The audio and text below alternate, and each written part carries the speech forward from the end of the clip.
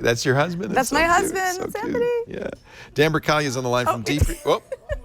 Yep. From DP Review. He's joining us via Skype to show off a new camera from Fujifilm. Hey, Dan, good to talk to you. Oh, look at that. Hey, how's it going? Nice to talk to you guys. So what's interesting to me about this is it's a medium format camera, but it's mirrorless. That's correct, yeah. So it's interesting. If you look at the camera itself, it kind of looks like a traditional DSLR. 35 millimeter SLR. But this actually, give me a second here, slides on off, and you can see. Actually, I'll take this off as well. When you're talking digital, oh, look at the size of that sensor. So when you're talking medium format digital, what does that mean? So, that's a great question. People think medium format and they think significantly larger than full frame, when in fact, this latest crop of medium format digital cameras is not quite as big as traditional medium format film. It's about 1.7 times the size of full frame. Wow. And about 4 times the size of APS-C. Well, one thing I noticed right away is it's not square. I mean, film medium format, isn't that a square aspect ratio typically? Yeah, it typically can be. It can be 6:7. I actually have, this is a 6x4.5 old Fujifilm medium format camera. Okay. You can kind of see the heritage there a little bit. Yeah, no kidding. So this looked like maybe a 4.3. It looked like or maybe even a wider angle sensor. No, that's correct. It's 4.3. 4.3. Okay. So yeah, it's like a micro 4/3. Interesting. Sort of size. Interesting. Yeah. How many pixels? I mean, what's the resolution on this thing? So it's a 51.4 megapixel sensor. Holy cow. Yep, there it is. And that's actually, it's interesting. It's exactly the same sensor size and pixel count as 2 other cameras currently on the market. The Pentax 645Z, which actually came out 3 years ago. Right. And also the Hasselblad X1D. And that X1D is the one that Trey Ratcliffe was singing the praises of when he was here a couple of months ago, and Trey's using. Now, how does this compare to the Hasselblad? So they're kind of similar. I think with Fujifilm, they have a little bit more experience in making a camera like this, a consumer, because this is, it's a professional camera, but it has some sort of consumer appeal.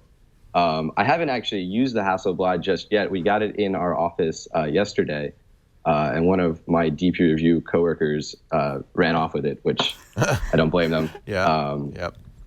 But they're similar in the sense that they're both mirrorless, and they're the only 2 mirrorless digital medium format cameras currently on the market. What does mirrorless really mean? So mirrorless basically refers to in a traditional SLR, you have the light will come through the lens and it will bounce off a series of mirrors up through the viewfinder. With a mirrorless camera, you eliminate the mirror, and the viewfinder is actually electronic. So it's reading in real time off of the sensor. And so you're seeing things like exposure adjustments in real time, as opposed to looking through an optical viewfinder where you're not going to see that kind of reflection. It's kind of pros and cons. I mean, through the lens is nice because you're seeing exactly what the lens is seeing. Exactly. And typically the video taps on mirrorless are lower resolution. Right. There might be some latency as you move around, things like that. But on the other hand, you get as you say, you get a picture of what the picture is going to look like, and you get also any additional information that the manufacturer decides to put up there. So it takes some getting used to. Do they have a pretty good video viewfinder? So the resolution of the viewfinder is pretty good. I think it's 3.69 million dots. The problem is, and one issue I ran into, so I was shooting with this in Tokyo a couple weeks ago. Look at these shots. These are your shots? These are great. These are my shots. This is actually through glass from the Tokyo Skytree. Wow. But one of the problems I ran into is because the viewfinder, despite its high resolution, is reading from the sensor. When you initiate autofocus on this camera, it has to basically use that data to both achieve focus and provide you with this electronic viewfinder display. And so you get some shimmering, you get some moire, you get some distracting elements that can hinder your ability maybe to compose an image. So that's just one thing to take into account. Look at this. Wow. Dan, what a beautiful image. Thank you very much. This one, that's gorgeous. It's actually cropped in 2 times. And again, that's an advantage of having such a high resolution camera is you can easily crop in, 2-3 times and still have a really nice image that, I mean, you could zoom that in even further and it'll hold up and it'll look okay. One thing, and one of the reasons I haven't bought besides the fact that it's $6,500. Right. And by the way, that That's a doesn't good include a point, lens, right? That's just the body. That is just the body, that's correct. But one of the things that stopped me, as much as I'd love to have a medium format camera, is your technique has to be perfect because there's so much detail on here. You're seeing so much more of the image. You can't get away with the things. Even a full frame sensor you can get away with.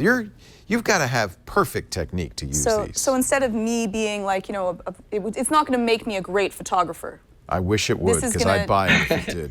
I actually have to be a better photographer to use a really expensive It might camera. be you don't get as good images on a medium format camera that you would get on a point and shoot, right, Dan?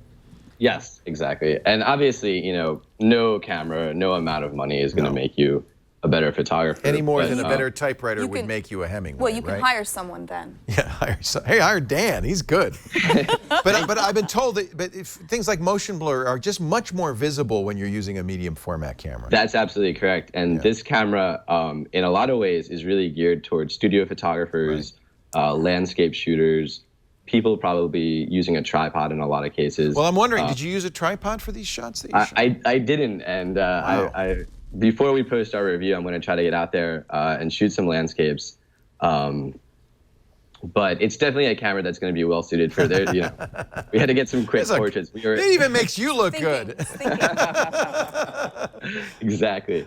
But you know, there's no image stabilization in this particular lens, but a couple of the lenses, I have this other one here, this does have built-in optical image stabilization. And so that will assist you a little bit in getting a steadier shot.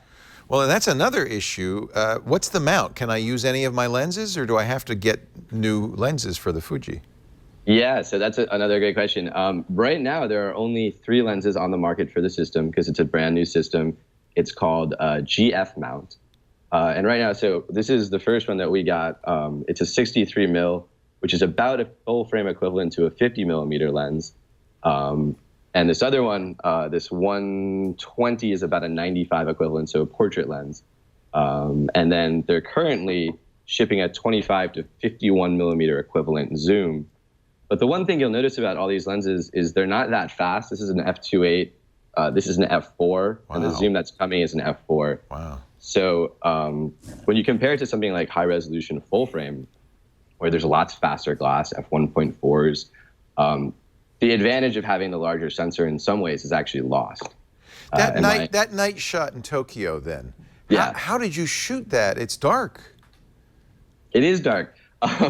So the sensor, the high ISO performance is just unbelievable. I think that photo, let's see, that was shot at... I do see some grains if I look at it really closely. So yeah, there's a little bit of grain. You're It's pushing 12,800. 12,000, wow.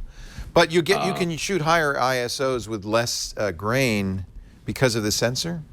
That's correct, absolutely.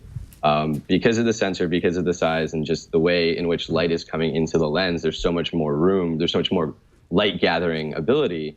You can just get better low light images, which is really nice. And that was shot, yeah, that was at 1/90th of a second. So I was kind of pushing it in terms of holding it steady. You must have very steady hands. Wow. That's impressive. Yeah. So this is almost a specialty camera, right? This is not something you're going to say, I'm going to replace my Canon 5D with it. Yeah, I would say it's really a specialty camera. If high resolution photography is really important to you, this is a really good choice. However, again, the fact that there are only 3 lenses, it's something probably worth waiting a generation or 2 out when it's built out a bit more in terms of the lens family and the camera system. That's the sad thing, is that once you get a set of lens, they're all proprietary and you can't really, You're stuck, it stops people from upgrading if you have a camera and you'd like to get another one. They did actually, it's interesting, just this week, somebody announced an adapter for Canon lenses onto this. Oh, so interesting. they will be made. There will be third-party support. You won't have full autofocus or things like that. Just remember that you have to take the Canon lens focal length and divide it by 1.7 to figure out what it's going to be on that Fujifilm. Exactly. Yep. So you have to do math. You have to do there is math. There is math involved. How about Fuji's software? Does it do a good job? I mean, Fuji's kind of famous for their the quality of the images you can get. Yeah, Fuji has some of the nicest color science of any manufacturer out there, and it's something we at DP Review are constantly singing the praises. And so just, prior to this camera, the largest sensor that Fujifilm was using was APS-C, which is, again, a quarter of the size of this. So their GHs are not full frame, they're APS-C. Yeah, so their whole line of X series cameras is all APS-C. Yeah. Okay, all right. So the XT2 and the X Pro 2 and all of those. All right. So it's cool to be able to get that color science on such a large, high resolution image. When I look at these images, Dan, that you've taken, the test images, but also these beautiful images of Tokyo, I am so blown away. But I don't think that if I was using the same camera, those would look like that. Yeah, you and I aren't going to get those pictures. That's for sure. I took a couple of comparisons on my iPhone just to see. Oh, did you? Yeah. Is it close? Yeah, it's not too close. iPhone is not close. bad though. Oh, I mean, well. it's not bad. You got it in your pocket. It's the camera you have. It's the camera I have with me. Exactly. Well, it's so great to talk to you, Dan. First time from Dan on our DP review segments, but I hope we'll see more of you, Dan Bracaglia. Absolutely. Obviously, you're a professional photographer, I would guess. Yeah, my background's in photojournalism. Yeah. But I've been writing about cameras for about 6.5 years now. Nice. Well, I look forward to seeing your review. When will that be out? That should be out either sometime next week or the week after, depending on some scheduling. Great. Dan Bracaglia, dpreview.com, a great site, the must-visit site before you buy a camera. Don't buy a camera without going to DP Review. And it's also fun sometimes to browse DP Review for products like this that you just drool over and wish you could get. Just skip over the comments section. What do the comments say? Are they mean? Oh man, we get some pretty vocal commenters. I just can't take a better picture of my Instamatic. That is a piece of junk. People care a lot about their cameras. They do. They do. That's good it's to like be their in children. Yeah. It's good to be in an area where people are passionate. That's what I true. would That's a say. good way to say it. Thank you, Dan. Thank you. I appreciate it.